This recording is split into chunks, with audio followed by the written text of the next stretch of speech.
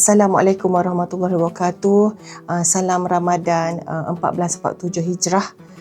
Dan di kesempatan ini saya ingin menyebut sedikit berkenaan dengan persiapan ataupun perjumpaan di pagi hari raya nanti oleh semua kaum kerabat kita, semua anak beranak kita untuk berkumpul meraihkan hari yang cukup mulia.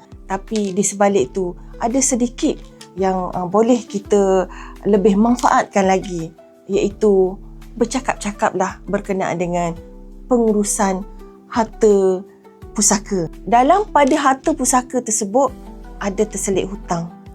Pernah kita terfikir hutang kita nanti ke mana selepas kita meninggal?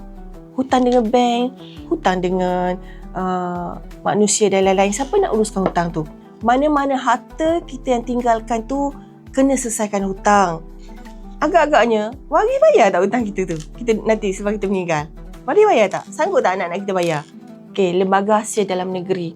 Kalau kita tengok, kita baca, Majlis Fatwa Kebangsaan telah memutuskan bahawa hutang dengan LHDN adalah wajib dibayar dan juga dia akan menjadi tanggungan kepada waris. Okey, keputusan tu 25 Januari 2026. Baru lagi. Jadi dalam konteks harta pusaka ini, saya sering kali mengingatkan bahawa hutang kena selesaikan. Tapi sebenarnya amanah raya dah lama dah. Kita daripada dulu-dulu lagi. Kita akan selesaikan semua hutang tu. Selesaikan semua hutang LHDN, hutang bank dan lain-lain hutang. Baru kita bagi kepada waris. Kita tak naklah waris kita nanti susah dikejar oleh LHDN, kan? LHDN kejar untuk hutang kita dan juga bank akan kejar atas hutang tersebut. Jadi rancanglah betul-betul dan lantik pentadbir yang betul untuk menguruskan apa yang kita ada sekarang ni.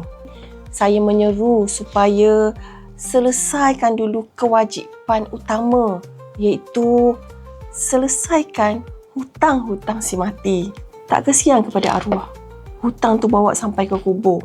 Itulah perlu kita lantik pentadbir yang betul-betul sesuai dan betul-betul yang tepat. Pemilikan harta bersama. Sama ada harta alih ataupun harta tak alih. Okey. Kalaulah harta alih tu macam akaun bank lah. Akaun bank tu ada dua nama. Akaun bersama. Sekiranya salah seorang meninggal, bank akan bekukan pengeluaran. B meninggal, A nak pergi keluar terus dengan bank, tak boleh. Bank akan bekukan dan memerlukan surat kuasa. Okey, begitu juga dengan harta rumah dan sebagainya lah. Tetapi kalau kita masih hidup ni, kita ada dah nampak orang kata liku-liku tu berkenaan dengan harta kita bersama, kita bersama dengan harta dengan suami ataupun isteri. Rancanglah, buatlah sesuatu untuk kelangsungan kepada harta yang kita nak tinggal itu nanti, sama ada buat wasiat ke ataupun buat amanah dan lain-lain di amanah raya. Okey, hari ni kita dah bercakap berkenaan dengan hutang, kita dah bercakap berkenaan dengan harta bersama, sama ada rumah ataupun tanah ataupun akaun bank dan sebagainya lah. Di kesempatan kita menyambut lebaran ni, semua balik kan, berkumpul, semua saudara-saudara berkumpul. Hari lebaran ni lah sama-sama kita selesaikan apa yang belum diselesaikan.